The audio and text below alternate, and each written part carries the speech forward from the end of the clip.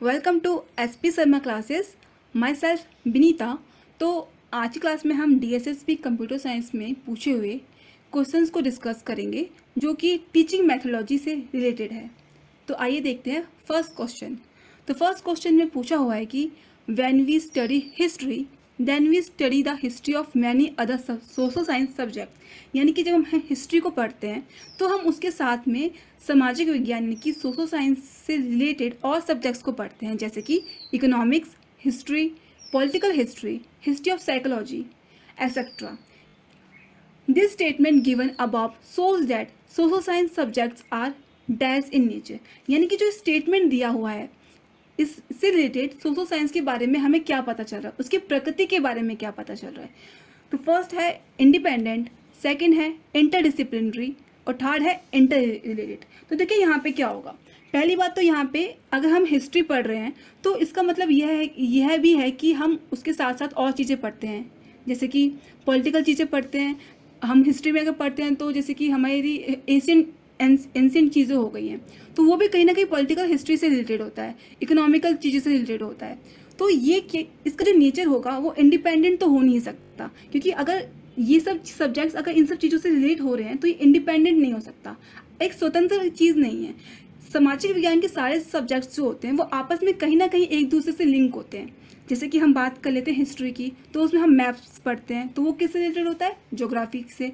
Population पढ़ते हैं तो वो उसमें भी हमारे डाटा आ जाता है, इकोनॉमिक्स आ जाता है। तो ये सब आपस में मिले होते हैं। पॉलिटिकल में पढ़ते हैं तो उसमें भी हमारी हिस्ट्री सामने सारी आती है। तो ये आपस में कहीं ना कहीं इंडिपेंडेंट तो होते नहीं है, आपस में इंटर रिलेटेड होते हैं और इंटरडिसिप्लिनरी होते हैं। यानी कि ये जो सब्जेक्ट्स हैं आपस में एक दूसरे से लिंक है।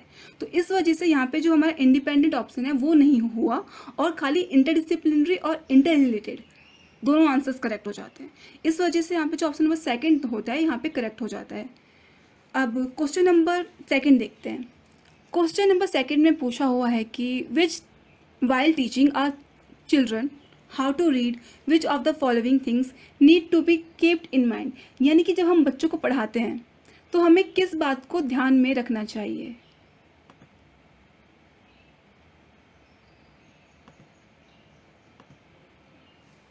तो क्वेश्चन नंबर सेकंड में पूछा हुआ है कि while teaching a children how to teach. यानी कि जब हम बच्चों को पढ़ना सिखाते हैं which of the following things need to be keeped in mind. यानी कि जब हम बच्चों को पढ़ाते तो हमें ऐसी कौन सी चीज़ों की बातों को ध्यान में रखना चाहिए।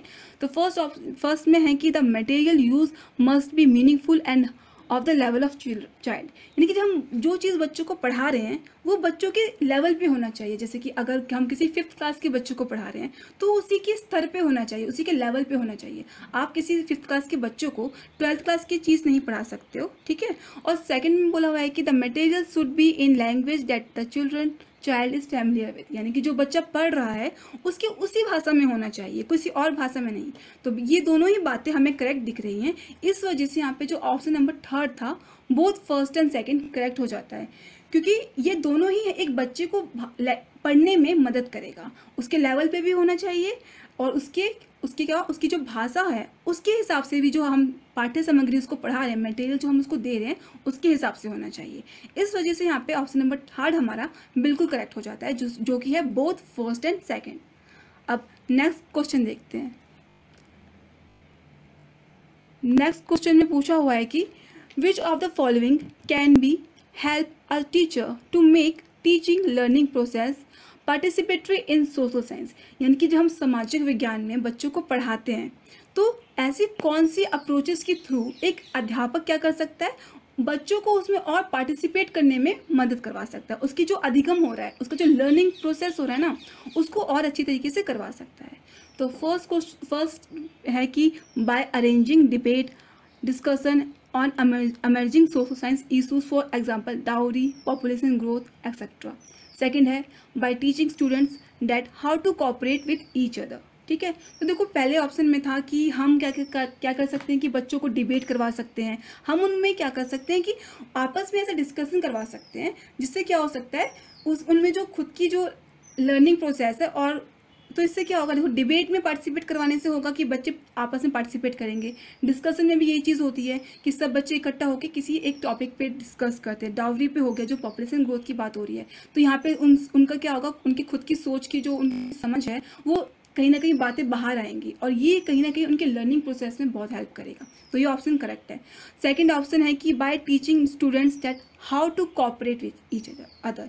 तो देखो अब ये सब चीज़ें होंगी अगर बच्चे पार्टिसिपेट करेंगे सोशल साइंस में, इन सब चीज़ों के थ्रू लर्निंग प्रोसेस में, तो एक चीज़ तो बहुत अच्छे से होगी, वो है उनकी कोऑपरेशन की जो चीज़ें हैं, वो जो आपस में उनका जो डिस्कशन हो गया या फिर कुछ भी हो गया कि आपस में कैसे चीज़ों को बात करते हैं या फिर, तो ये सब क्या हो गया, पार्टिसिपेशन के थ्रू ये सब चीज़ें बहुत अच्छे से होंगी और ये दोनों ही ऑप्शन करेक्ट है। तो फर्स्ट जो ऑप्शन हमारा दिया था बोथ फर्स्ट एंड सेकंड वो करेक्ट हो जाता है, जबकि सेकंड में नीदर फर्स्ट और सेकंड की बात की है, तो जब ये दोनों ही ऑप्शंस करेक्ट है तो ये हमारा नहीं होगा।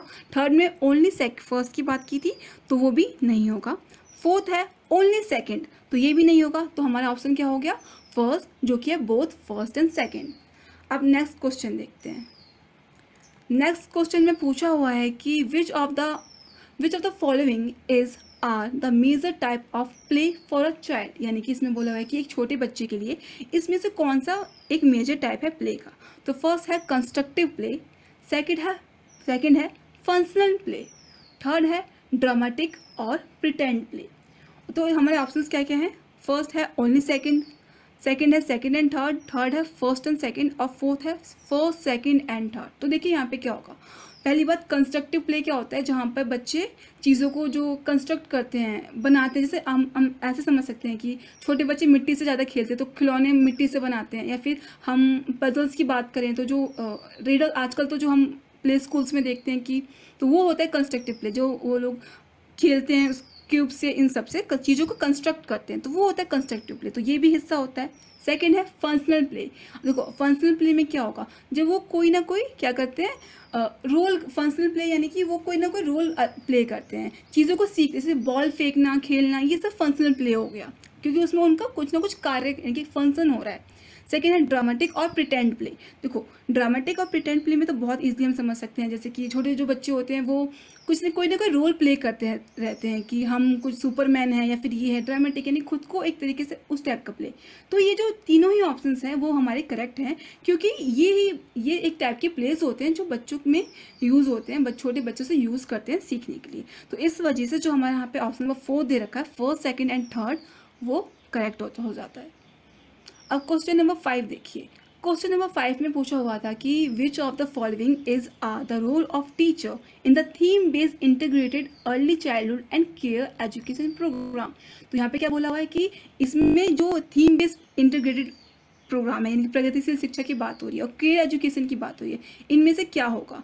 Observation children to identify their interest, need and capabilities and the pace of their development. यानी कि हम क्या कर सकते हैं, हम यहाँ से बच्चों के इंटरेस्ट को आइडेंटिफाई कर सकते हैं, उनकी ज़रूरतों को आइडेंटिफाई कर सकते हैं, कैपेबिलिटीज़ की बात की जा रही है और डेवलपमेंट की बात हो रही है। सेकंड में बात हो रही है create nurturing and positive relationship in the classroom. यानी कि इससे क्या होगा, एक बच्चों को नर्च करने के लिए और उनके जो आपस में एक पॉजिटिव रिलेशनशिप की बात हो रही है, ये डेवलप होगा। तो देखिए ये दोनों ही ऑप्शन हमारे करेक्ट हैं, क्योंकि ये ही इन सब का मेन रोल, एक as a role of teacher का ये रोल होता है कि आप बच्चों की क्षमता को देखिए, उनकी कैपेसिटी को देखिए, बच्चों की उनकी डेवलपमेंट में हेल्प कीजिए, और कहीं ना कहीं ये बच्चों में एक पॉजिटिव एटीट्यूड जो होता है रिलेशनशिप का जो होता है क्लासरूम में, उसकी बात होती है। और इसी वजह से जो यहाँ पे हमारा फोर्थ ऑप्शन दिया हुआ है, सेकेंड, फर्स्ट एंड सेकेंड, ये दोनों ही करेक्ट होता है। तो ये हमारा ऑप्शन नंबर 4 करेक्ट हो जाएगा। ओनली फर्स्ट ऑप्शन रॉन्ग है, सेकंड भी रॉन्ग है और थर्ड भी रॉन्ग है, क्योंकि ये दोनों ही ऑप्शंस हमारे करेक्ट हैं। इस वजह से यहाँ पे जो हमारा 4th है वो करेक्ट हो जाता है। अब क्वेश्चन नंबर 6 देखते हैं। क्वेश्चन नंबर 6 में देखिए क्या पूछा हुआ है। क्वेश्चन नंबर 6 में पूछा हुआ है कि preparing any project in science mathematics may give pleasure to the people as result of which she is motivated to undertake similar. देखो इसमें ये पूछा हुआ है कि अगर हम किसी बच्चे को किसी प्रोजेक्ट को प्रिपेयर करवाते हैं, जैसे साइंस और मैथ के प्रोजेक्ट की बात हो रही है, तो उससे अगर बच्चा को खुद प्रिपेयर करे तो उससे एक छात्र को, एक पुपिल को, बच्चे को अंदर से खुशी महसूस हो रही है, और एज अ रिजल्ट, यानी कि क्या बोल रहा है, as a result of which he she is motivated take similar activities on his own. यानी कि अब देखो इससे क्या होगा कि अब ये सब चीज़ें जब वो खुद करने लगता है तो उसे अंदर से खुशी महसूस होती है और वो क्या करता है, वो और अंदर से प्रेरित होता है, मोटिवेट होता है इन सब चीज़ों को करने के लिए। तो this statement describe which of the following types of motivation. तो देखो इसमें सिंपल पूछा हुआ है कि मोटिवेशन किस टाइप का है। ये पहला ऑप्शन है इंट्रिंसिक मोटिवेशन, सेकेंड है एक्सट्रिंसिक मोटिवेशन। तो देखो यहाँ पे क्या हुआ, ऑप्शन फर्स्ट यहाँ पे करेक्ट है। क्यों? देखो क्योंकि यहाँ पे क्या हुआ है कि बच्चा जब ये मैथ और साइंस के प्रोजेक्ट्स कर रहा है, खुद कर रहा है, तो उसे अंदर से महसूस हो रही है खुशी और कहीं ना कहीं वो उसे करने के लिए अंदर से मोटिवेट हो रहा है। तो इंट्रिंसिक मोटिवेशन तो मैंने ये मोटिवेशन होती है कि जब आप किसी कार्य को करने के लिए आपको किसी बाहर की तत्वों की जरूरत नहीं पड़ रही, आप खुद ही उस काम को करने के लिए जिज्ञासा आप में आ रही है। तो ये क्या हो गया, इंट्रिंसिक मोटिवेशन का पार्ट हो गया। एक्सट्रिंसिक मोटिवेशन इसलिए नहीं हुआ क्योंकि यहाँ पे कोई बाहरी फैक्टर नहीं आ रहा है, ये जो बच्चा सीख रहा है वो खुद की खुशी के लिए सीख रहा है और खुद इस वजह से काम को और अच्छे से कर रहा है। इस वजह से ये खाली हमारा क्या हो गया, इंट्रिंसिक मोटिवेशन का पार्ट हो गया। अब क्वेश्चन नंबर 7 देखिए। क्वेश्चन नंबर 7 में बोला हुआ है कि which of the following is are the instructional objective in mathematics. देखो यहाँ पे क्या पूछा हुआ है कि मैथमेटिक्स का इंस्ट्रक्शनल ऑब्जेक्टिव क्या होगा। तो देखिए इंस्ट्रक्शनल ऑब्जेक्टिव वो ऑब्जेक्टिव होते हैं जब हम किसी चीज़ को सीख लेते हैं, किसी चीज़ को कर लेते हैं, तो उसके बाद क्या होता है, हम उस चीज़ को अपने डेली लाइफ में यूज़ करने लगते हैं। ठीक है, तो यही पूछ रहा है। फर्स्ट है कि to apply addition of 2 digital numbers in solving problems of daily life. तो देखो यहाँ पे क्या हुआ कि अब यहाँ पे क्या हो रहा है, हम अपने रोज़ की ज़िंदगी में 2 एडिशन का सब्जेक्ट को अप्लाई कर रहे हैं, तो ये हमारा करेक्ट हो जाएगा क्योंकि हम इसका यूज़ कर रहे हैं। सेकेंड है to apply formula of direct variable to solve problems of day to day life. तो यानी कि हम यहाँ पे क्या कर रहे हैं, अपनी डे टू डे लाइफ की प्रॉब्लम्स को सॉल्व करने के लिए फॉर्मूलाज का यूज़ कर रहे हैं, तो ये भी हमारा सही हो जाएगा। क्यों? क्योंकि देखो ये दोनों ही हम अब से सीखने के बाद इसे अपनी डेली लाइफ में यूज़ कर सकते हैं, तो इस वजह से यहाँ पे both first and second correct हो जाता है। नीदर वन एंड, और बाकी ऑप्शन जो दे रखे हैं नीदर फर्स्ट और सेकंड वो भी गलत है, थर्ड है ओनली सेकंड वो भी गलत है, और फोर्थ भी गलत है। तो यहाँ पे हमारा ऑप्शन कौन सा सही हो गया, first, both, one and second. अब नेक्स्ट क्वेश्चन देखते हैं, क्वेश्चन नंबर 8 देखते हैं। क्वेश्चन नंबर 8 में पूछा हुआ है कि which of the following statement is are not correct about facilitation in art education. यानी कि जब हम आर्ट एजुकेशन बच्चों को पढ़ाते हैं तो इसमें से कौन सा स्टेटमेंट सही नहीं की बात की जा रही है। ठीक है, तो देखो पहला ऑप्शन है कि helping the child by giving free access to handling musical instruments with a caution for care. यानी कि आप क्या कर रहे हो, बच्चों को मदद कर रहे हो किस चीज़ में, कि आप बच्चों को म्यूजिकल इंस्ट्रूमेंट सिखाना चाहते हो। कैसे? कि वो उसे अच्छे से, बस इसके साथ ही वो उसे एक अच्छी तरीके से हैंडल कर सके। कॉजन फॉर केयर यानी कि आप उसको सिखा रहे हो कि उसे अच्छे से उसे यूज़ करना है। ठीक है, तो ये तो करेक्ट है क्योंकि ये कहीं ना कहीं हमारा आर्ट एजुकेशन का पार्ट है। इससे आर्ट एजुकेशन म्यूज़िक की जो हमारी नॉलेज है वो अच्छी हो रही है, तो ये सही नहीं होगा, ये सही है, तो ये ऑप्शन तो करेक्ट नहीं है। ठीक है, तो सेकंड है कि providing a lot of art material for helping the child to choose and pick and innovate. यानी कि आप क्या कर रहे हो, बच्चों को बहुत सारे आर्ट मटेरियल दे रहे हो ताकि वो चूज कर सके, पिक कर सके, इनोवेट कर सके, सीख सकें। तो यहाँ पे क्या हो रहा है, ये जो आर्ट मटेरियल देने की बात हो रही है ये कहीं ना कहीं फैसिलिटेट कर रहा है आर्ट एजुकेशन को। तो ये दोनों ही ऑप्शन आर्ट एजुकेशन को फैसिलिटेट करते हैं, यानी कि उसे बढ़ावा देते हैं, तो इस वजह से ये दोनों ही सही हैं। तो जो हमारे ऑप्शंस में दे रखा है नीदर फर्स्ट एंड सेकंड और वो, तो वो करेक्ट हो जाएगा क्योंकि ये दोनों सही हैं। और हमसे क्या पूछा हुआ था, नहीं की बात हो रही थी कि जो आर्ट एजुकेशन को फैसिलिटेट नहीं करता है, तो ये दोनों ही फैसिलिटेट करते हैं। इस वजह से नीदर फर्स्ट और सेकंड यानी कि इन दोनों में से कोई भी सही ऑप्शन नहीं है, ये करेक्ट हो जाता है। बोथ फर्स्ट एंड सेकंड तो नहीं होगा, ना ही ओनली सेकंड और फोर्थ भी नहीं है, इस वजह से फर्स्ट जो ऑप्शन है वो करेक्ट हो जाता है। अब क्वेश्चन नंबर 9 देखते हैं। क्वेश्चन नंबर 9 में पूछा हुआ है कि the syllabus of environment studies for 3rd to 5th is woven around the 6 interconnected themes, which of the following is are those themes. ठीक है, तो देखो यहाँ पे क्या बोल रहे हैं कि जब हम 3rd से लेकर 5th क्लास तक बच्चों को पढ़ाते हैं तो इन्वायरमेंट स्टडीज़ की बात हो रही है, जो पर्यावरण शिक्षा की बात होती है, उसके अंतर्गत क्या हुआ है कि 6 थीम्स यानी कि 6 तरह के ऐसे टॉपिक्स, सब टॉपिक्स होते हैं, विषय होते हैं जो आपस में क्या हुआ है, भुवन यानी कि मिले जुले हुए हैं। तो वो टॉपिक्स की बात करें, ऑप्शंस दे रखे हैं, उनमें से कौन कौन सा सही था ये बताना था। फर्स्ट था शेल्टर, सेकंड था वाटर और थर्ड था फूड। तो ये तीनों ही इन्वायरमेंट स्टडीज से रिलेटेड है। जैसे शेल्टर की बात करें, वाटर की, ये कहीं ना कहीं आपस में मिले हुए हैं, इन्वायरमेंट एजुकेशन के टॉपिक से मिले हुए हैं। इस वजह से यहाँ पे जो हमारे तीनों ही करेक्ट हो जाता है।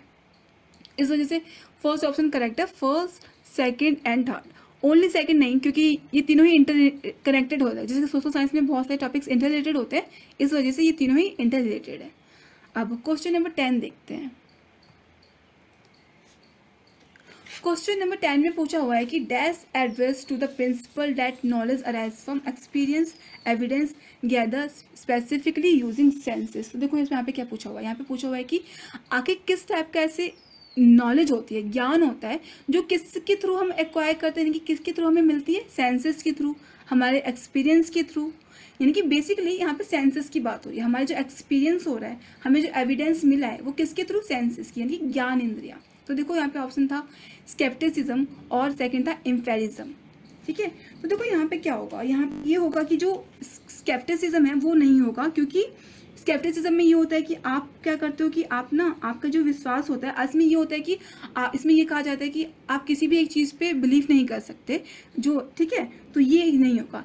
बल्कि एम्पेरिज्म यहाँ पे, एम्पेरिसिज्म यहाँ पे करेक्ट हो जाता है, क्योंकि देखो उसमें ये होता है कि आपकी जो, आप जो भी नॉलेज ग्रैब करते हो, जो भी सीखते हो, वो थ्रू किसके सीखते हो, अपने सेंसेस के थ्रू, 5 सेंसेस के थ्रू। जैसे कि देखना हो गया, कलर को देखना, किसी चीज़ को देखना, वो आप नॉलेज ग्रैब करते हो। स्मेल हो गया, तो वो भी आप कैसे स्मेल को, है ना, टच से थ्रू, इसके थ्रू।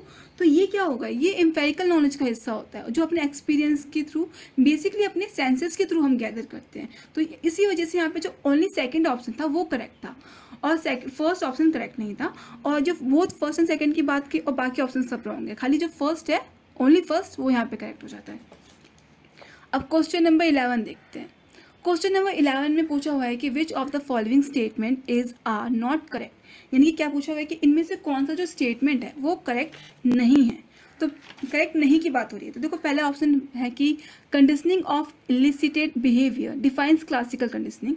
सेकंड है conditioning of imitated behaviour decides operant conditioning. तो देखो यहाँ पे हमें ये जो बात बोल रही है ना, ये हमें पावलोव की थ्योरीज की थ्रू बताया गया है। इसमें जो ये पावलोव की थ्योरी की अकॉर्डिंग है कि जो एक इंसान कैसे, मतलब एक एग्जांपल के थ्रू मैं समझाना चाहूँ तो कि कैसे कि इंसान का जो बिहेवियर होता है वो कैसे डिफाइन होता है। जैसे एलिसिटेड की बिहेवियर की बात करें कि इसमें ये होता है कि जो दो चीज़ें, जैसे कि बात इसमें एग्जांपल दिया जाता है, डॉग का दिया जाता है कि एक डॉग फूड को देख के उसका मतलब मुंह से जो उसकी स्लाइवा निकलता है, तो वो उसके बिहेवियर, यानी कि ऐसा जो इसमें फैक्टर होता है क्लासिकल कंडीशनिंग में कि आपका जो फैक्टर जो होता है वो कहीं ना कहीं आपस में इंटर रिलेटेड होता है। उसको चीज़ को करने के लिए कुछ करना नहीं पड़ता, आपको एक्स्ट्रा एफर्ट्स नहीं करने पड़ेंगे। जबकि जो पावलोव की सेकंड थ्योरी बोली जाती है ऑपरेंट कंडीशनिंग, इसमें कोई एग्जांपल ले सकते हैं, डॉग के ले सकते हैं कि अगर हम उसको कुछ सिखाते हैं, फिर बॉल फेंक के देते हैं, तो हम उसको प्रेज करते हैं, यानी कि उसको शाबाशी देते हैं। तो यहाँ पे उसका इमिटेट बिहेवियर, यानी कि ऐसा बिहेवियर दिखता है जिसके थ्रू हम उसे उस बिहेवियर को शो करने के लिए उसे फोर्स करते हैं। जबकि एलिसिटेड बिहेवियर में क्या होता है कि आप उसे कुछ फोर्स नहीं करना पड़ता, वो चीज़ ऑटोमेटिकली होती है। ठीक है, तो ये दोनों ही चीज़ सही हैं, जो कि पावलोव की थ्योरी के थ्रू हमें समझ में आता है। और इसमें नॉट की बात की गई थी इस ऑप्शन में, और इसी वजह से जो यहाँ पे ऑप्शन नंबर फर्स्ट था, नीदर फर्स्ट एंड सेकंड, कि ये दोनों ही ऑप्शंस करेक्ट नहीं है। क्यों? क्योंकि देखो ये दोनों जो स्टेटमेंट है वो करेक्ट है, और इसमें नहीं की बात की गई थी। अब जब नहीं की बात हो रही है तो ये दोनों ही ऑप्शन करेक्ट है, इस वजह से ये जो नीदर फर्स्ट एंड सेकंड है वो यहाँ पे सही हो जाता है। अगर यहाँ पे हाँ ये वो पूछा होता है कि कौन सा करेक्ट स्टेटमेंट है, तो यहाँ पे बोथ फर्स्ट एंड सेकंड की बात होती है ना। तो यहाँ पे क्या हो गया, ना ही फर्स्ट ऑप्शन सही दे रखा है, ना ही सेकेंड ऑप्शन सही दे रखा है। ठीक है, तो यहाँ पे क्या हो गया, हमारा ऑप्शन नंबर फर्स्ट जो है वो करेक्ट हो जाता है। आप क्वेश्चन नंबर 12 देखते हैं। क्वेश्चन नंबर 12 में पूछा हुआ है कि which of the following is are not the method of assessment in language learning. देखो यहाँ पे क्या बोला हुआ है कि हम जब किसी भाषा को असेस, यानी कि जब हम सीखते हैं, असेसमेंट करते हैं उस भाषा का, यानी कि हम उसका आकलन करना चाहते हैं ये देखने के लिए कि किसी बच्चे ने जो भाषा की शिक्षा है, जो लर्निंग हो रही है, जो लैंग्वेज लर्निंग हो रही है, वो सही हुई है कि नहीं, कौन सा मेथड नहीं इस्तेमाल करेंगे, ये पूछ रहा है। कन्फ्यूजिंग है थोड़ा क्योंकि इसमें नहीं की बात हो रही है। तो फर्स्ट है ओरल टेस्ट और सेकंड है रिटर्न टेस्ट। तो देखो यहाँ पे हम ओरल टेस्ट का भी इस्तेमाल करते हैं और रिटर्न टेस्ट का भी इस्तेमाल करते हैं। ओरल टेस्ट से हमारी प्रोनाउंसिएशन ठीक होती है, रिटर्न टेस्ट से हम देख सकते हैं कि उसकी जो लैंग्वेज है उसे कितना आ रहा है, वो कितना करेक्ट लिख रहा है। ठीक है, तो यहाँ पे जो हमारा दोनों ही ऑप्शन करेक्ट है।